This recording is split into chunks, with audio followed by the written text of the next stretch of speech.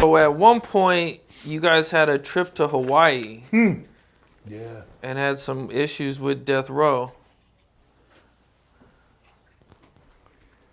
Yeah. It's supposed to be a vacation, but it wasn't. Right, your wife was there and everything, right? Yeah. Actually, we all had our wives. Some people had their kids with them. Oh, wow. Unfortunately, we thought it was going to be a vacation, but it ended up turning into a fucking problem. Were they on the same plane as Snoop when they flew in?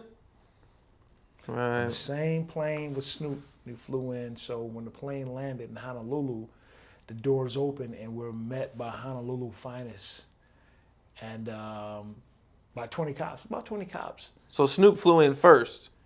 Snoop flew in first, but then we had fragments of the guys on our flight, but they laid real low. Oh, I see. So they were on your flight too. Yeah, we had a few fragments of the guy, but they laid real low. See, you got to understand something, man. Now, this is something that I found out recently.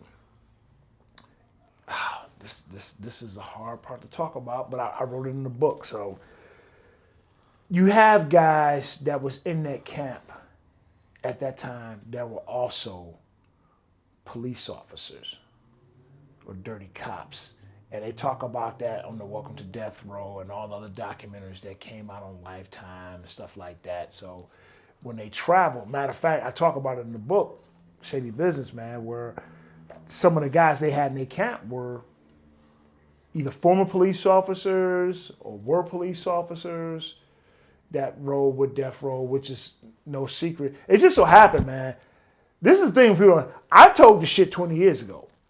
Before everybody said, I told it 20 years ago. I told everything 20 years ago. Right. Ain't no snitch shit. I talked about what happened. What happened when you guys got off the plane? Oh man, we ended up getting escorted by Honolulu police, man, and we had to gather up our kids, our wives, and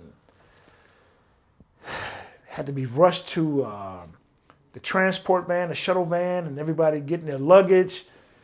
So now it goes from getting your luggage, it goes from, we're in Hawaii, we're going to have a nice time, we're going shopping, coconut drinks, and all this other shit, to, oh shit, to putting on bulletproof vests, loading guns, putting on vests in the van. All you could hear, when we got in that van, nobody said shit. All you could hear was the locking and loading of 40 cals, Desert Eagles, the Velcro, a bulletproof vest putting on. So all you heard was click, clack, snip, snap, shh, shh, shh, shh, shh, clack, click, clack, clack. That's all you heard. Nobody said shit in a 15-passenger van. And as we're riding past the front part of the airport, you see a sea of Death Row guys. They got on red and black Death Row jerseys. So they came to watch and witness the Dr. Dre, Snoop Dogg break up to make a reunion. Right. What happened when you guys, so would you guys go straight to the hotel after that? Man, 20 years ago, man. Some of the stuff I'm not going to remember detail by detail. But eventually we got to the hotel and we had to When was the keep show? security with us. The show was like the next day. Okay. So Yeah. you guys went to the, did Death Row try to go to the show? Oh yeah, of course. That's the reason why they came.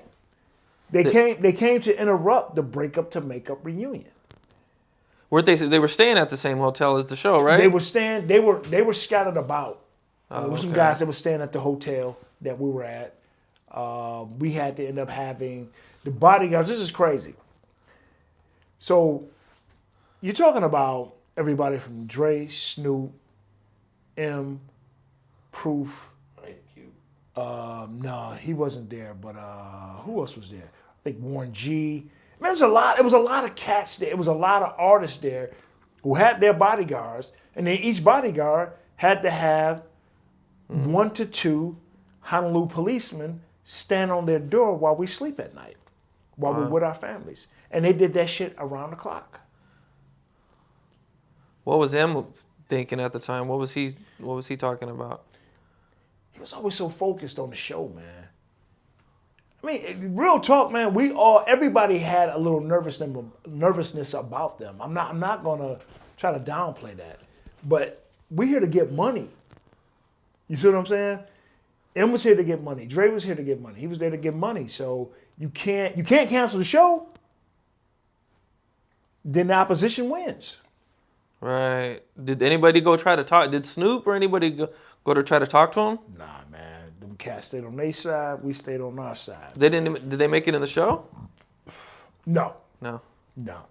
I can recall, and I wrote about it in the book, a couple of the guys that was with Death Row tried to flash badges to get in, and they wouldn't let them in. They got shut down at the door because we had already prepped the in-house security and the Honolulu police and all that other stuff. So that's where it gets interesting trying to leave.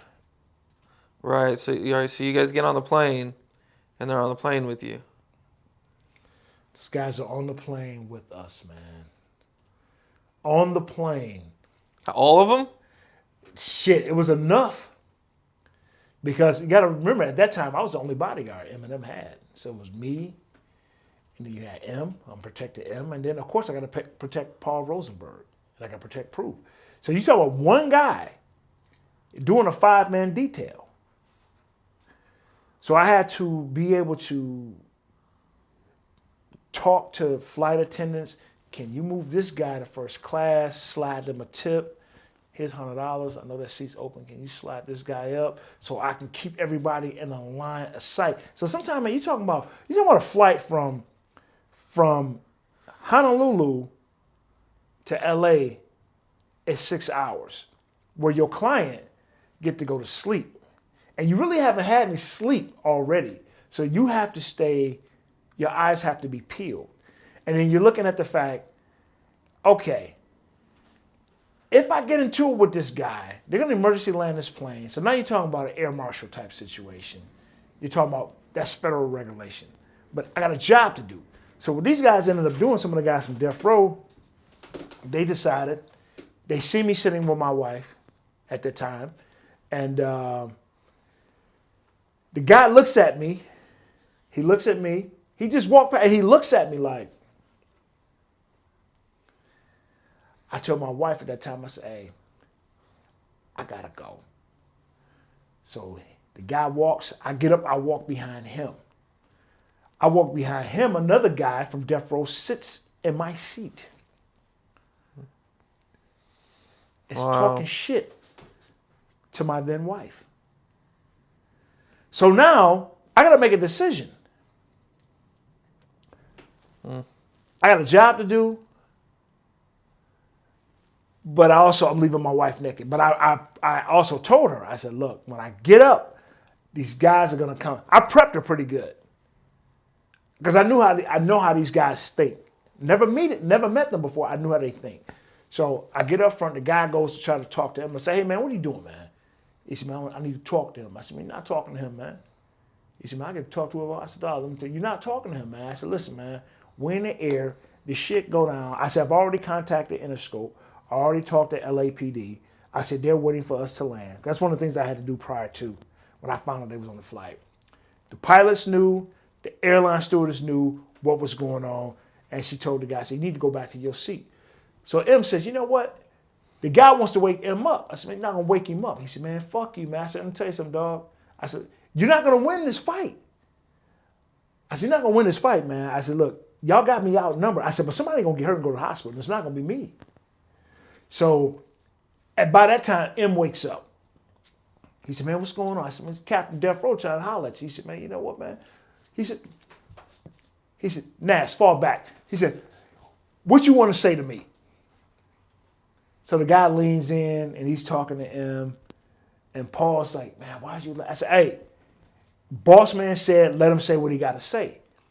So M leans back. He said, man, I'm not working with y'all, man. He said, man, y'all think y'all going to strong arm me to come work with y'all? He said, I'm not working with y'all. He said, I'm signed with Dre. My alliance is to Dre. So the guy was like, then the guy, he got up and he walked back and he grilled me. I said, hey, man, I said, look, I'm going to tell you. LAPD is waiting. They already at the airport waiting. I said, so you and your team, y'all might want to figure out how y'all gonna handle this. I said, we're not trying to get into no shit in the air. I said, we came here to be on vacation, not that bullshit. So the guy goes back to his seat. I make sure Paul and Emma's okay. Then I go back to sit in my seat. And that's when my wife at that time was telling me, yeah, when you got up, the one guy came and talked to me. He was trying to talk to me, and he was saying all kind of crazy shit. She said, I put him in check. And he ended up leaving. So when we landed in LA, we ended up having like a team of LAPD officers in uniform and undercover pick us up. And we had 2 shuttle buses and 2 limos to create diversion. To create diversion. So when we got there, the way it was done, we was in the back part of the airport. So we had 2 different shuttle buses leaving two different directions and 2 limos leaving 2 different directions. I mean, one time we got in one limo, slid out, and got over in the other limo, and the limos did like that. What did Eminem have to say about death row and all that? We all had the same mindset, man. Like, what the fuck this got to do with us? This has nothing to do with us. You understand what I'm saying? It's like it has nothing to do with us. We're from Detroit. This ain't part of the East Coast, West Coast beef. We're Midwest. We're not East Coast. We have nothing to do with Suge and Dre. And was like, I'm just a white rapper, man. He said, what the fuck? This don't have nothing to do with Dre. I came on after Dre left. It would be different if M signed while he was still with Dre over at Death Row. And it was like a custody battle of a child. You understand what I'm saying? Right. And that's not what it was. This was a new birth, a new client, a new artist.